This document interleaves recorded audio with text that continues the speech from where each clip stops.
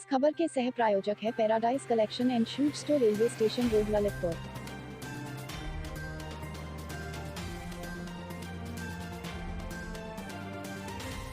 इस खबर की सह प्रायोजक Sanskar valley academy school, Mahrauni road, Masaura Kala, Lalitpur. हम पहुंच चुके हैं पाली।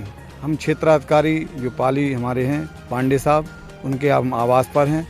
तो हम उनसे भी जानना चाहेंगे कि कोरोना महामारी की जो नई गाइडलाइन है, इसके अंतर्गत उनकी क्षेत्र में क्या तैयारी है, वे अपने अधिकृत पुलिसकर्मियों से क्या सहयोग ले रहे हैं और यहाँ की जनता को क्या सुविधाएं दे रहे हैं। तो वही मैं आपको बता दूं कि हमारे पांडे साहब जो सीओ साहब हैं पाली के, उनके साथ विगत समय जो विपदा गुजरी है, अनेक उपाय और उपचार के उपरांत वह अपने परिवार की महिला मुखिया को नहीं बचा पाए, लेकिन उसके बाद भी उन्होंने अपनी ड्यूटी को हर समय हर पल अंजाम दिया और परिणाम स्वरूप उन्हें आज दुख और गम उनके साथ हैं।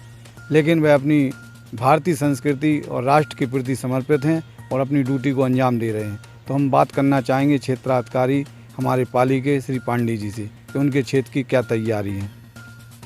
सर, हमें आप बताएं कि पाली क्षेत्र में कोरोना की जो नई गाइडलाइन आई है, उसके अंतर्गत आपकी क्या तैयारी है आम जनता को सुरक्षा को लेकर।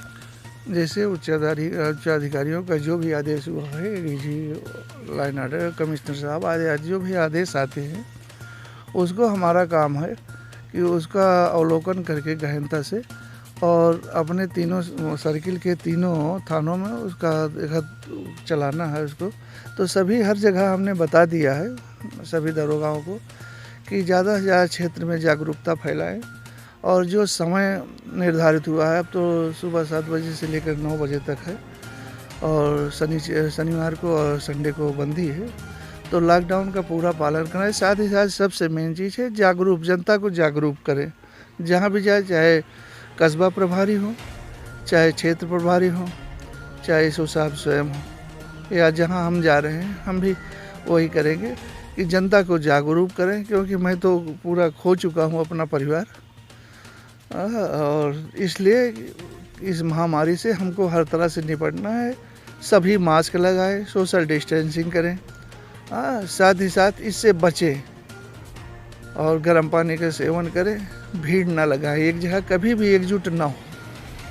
सीओ साहब का कहना है कि बुंदेलखंड की जो कहावत है, जी की ना फटी बीमारी वो का जाने पीत पर आई।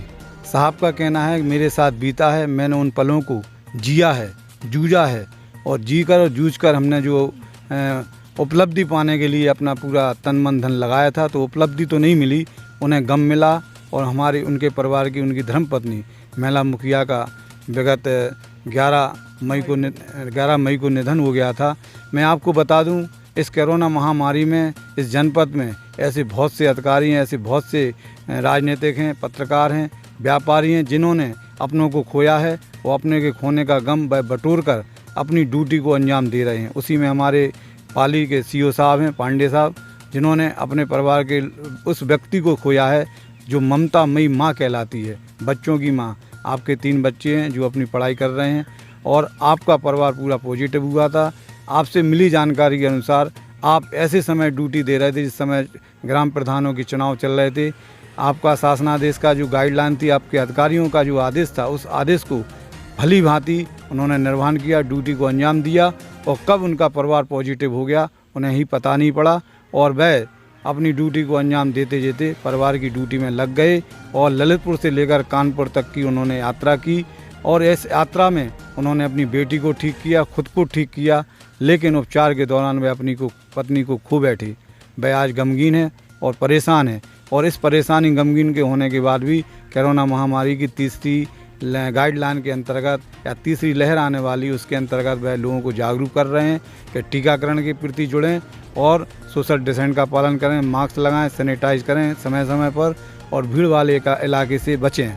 इस तरह की वो कर रहे हैं। तो मैं उनसे ये भी जानना चाहता हूँ कि आपने अपनी जो पत्नी को खोया है, उपचार पूरा कराया है, तो ऐसा कौन सा कारण रहा जिससे उनका उपचार ढंग से नहीं हो पाया, या क्या कारण रहा? सबसे पहले तो मैं यही बताना चाहूँगा आप लोगों को, जिसको कोरोना हो जाता है वहाँ न डॉक्टर जाता है न नर्स जाता है और न हम लोग जा पाते हैं। अस्पताल के अंदर क्या वो दवाई दे रहे हैं क्या नहीं दे रहे हैं, हाँ, ना तो हम उसको जो बीमार है उसको मैं ढांढस बंधा पा रहा हूँ, ना तो उसको खाना दे रहा हूँ। 15 दिन तक हमारी वाइफ रही, 9 दिन आईसीयू में रही और 6 दिन वेंटिलेटर पे रही। 15 दिन रही, लेकिन 15 दिन में एक दिन मैं किसी प्रकार से ज़बरदस्ती अनुनय विनय करके और अंदर गया, देखा माँ से स्थिति ठीक नहीं थी। तो अब क्या बताएं, मरीज़ ज़्यादा हमारे हिसाब से जो मरीज़ जो मर रहा है अधिकतर उसको इम्यूनिटी सिस्टम डाउन होना, अगर समय से उसको न खाना मिलना है न तो पानी मिलना है समय से। अगर खाना पानी सब कुछ मिलता रहे तो उसका इम्यूनिटी सिस्टम बराबर रहेगा। उसी में आप दवाई भी दे रहे हो। डॉक्टर संदीप पांडे ने केएमसी के डॉक्टर थे, उन्होंने उनसे पूछा तो उन्होंने बताया कि इनका लीवर डैमेज हो गया। तो गरम गरम जब दवाई दोगे तो लीवर डैमेज होगा ही। ये सब पॉजिटिव कब हुई थी? पॉजिटिव हम लोग दिखाए थे 22 तारीख को दिखाए थे। 22 अप्रैल को हम सभी पूरे परिवार को दिखा दिए थे और 22 अप्रैल से जा कर के तुरंत हम इनको पहले तो क्वारंटाइन घर में रखे, अलग सबको अलग अलग रखे। जितना भी था काढ़ा और भाप हर चीज़ चलता रहा। फिर पहले बेटी को लेकर के भागे वहाँ जाकर सिटी हॉस्पिटल में, वहाँ 30 तारीख को बेटी ठीक हुई कानपुर में और 27 तारीख को ऑक्सीजन डाउन होने के कारण इनको तो मेडी हेल्प अस्पताल में भर्ती कराना पड़ा। सिटी हॉस्पिटल में जगह नहीं थी, आईसीयू की सुविधा नहीं थी, तो वहाँ कराना पड़ा। लेकिन वहाँ कराने का मतलब है कि हाथ धोना, क्योंकि डॉक्टर भी आते थे हम वहाँ जो देखा हूँ 9:30 से और 10:30 के बीच में आते थे, 1 घंटा रहते थे। वृंदावन डॉक्टर वृंदावन थे और रात में लगभग आते थे 9:30 से और 10 साढ़े 10 यही टाइम था जो आते थे। जो मेन डॉक्टर वहाँ के थे जो आईसीयू देख रहे थे। बाकी तो उनसे जब भी पूछा हूँ आंशिक सुधार हो रहा है, 100% योगदान दे रहा हूँ। अगर ये भी बता देते कि मैं तुम्हारा मरीज नहीं ठीक कर पाऊँगा तो हम कहीं लेके जाते, लेकिन ठीक है, ऊपर वाले को इतना दिन साथ मंजूर था, बस इतने। हमारे सीओ साहब अपनी ड्यूटी को अंजाम दे रहे हैं, लेकिन वो भावुक हैं और उनके साथ जो कुछ हुआ है वह अपने जवान से ब्याह कर रहे हैं। यकीनन उनका जो परिवार का जो ममतामयी माँ, बच्चों की माँ, उनका महिला मुखिया, उनके परिवार की धर्मपत्नी अर्घान जो उनके साथ नहीं है, उन्होंने जूझा है उस पल को जो कोरोना महामारी के अंतर्गत उपचार के दौरान उन्होंने पाया है।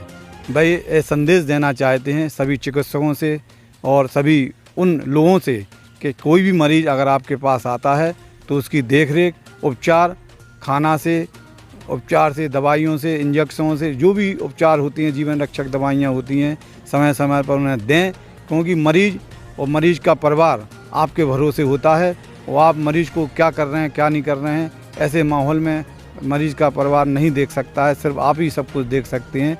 तो उनका इतना ही कहना है कि जो मैंने खोया है दूसरा ना खो दे। उसके लिए उनकी एक अपील, एक संदेश है पूरे देश के लिए कि चिकित्सक अपने आप को भगवान समझें और आने वाला जो आपके पास मरीज़ है उसे श्रद्धालु और भक्त समझें। और भक्त भगवान का जो रिश्ता होता है, मरीज़ और डॉक्टर का भी वही रिश्ता होना चाहिए। उसी के अंतर्गत उन्हें अपना उपचार करना चाहिए। कहीं ना कहीं कोई लापरवाही, कहीं ना कोई मिस्टेक हुई है, ऐसा हमारे सीओ साहब पांडे जी का मानना है। लेकिन वह मात्र दुखी हैं और दुखी होकर भी अपने क्षेत्र सर्कल पाली में अपनी ड्यूटी को अंजाम दे रहे हैं। कोरोना महामारी कहीं ना कहीं ऐसे बहुत से लोगों को हमारे बीच से ले गई है, जिससे हम सिर्फ गमगीन हो सकते हैं, परेशान हो सकते हैं। लेकिन इतना ही कह सकते हैं ललितपुर लाइव टीवी के द्वारा अपील के माध्यम से कि आप खुद को सुरक्षित रखें और अपने व्यक्ति को भी सुरक्षित रखें। ललितपुर लाइव टीवी से मनोज जैन के साथ रवि चुनगी की report. Subscribe now and press the bell icon. Never miss an update.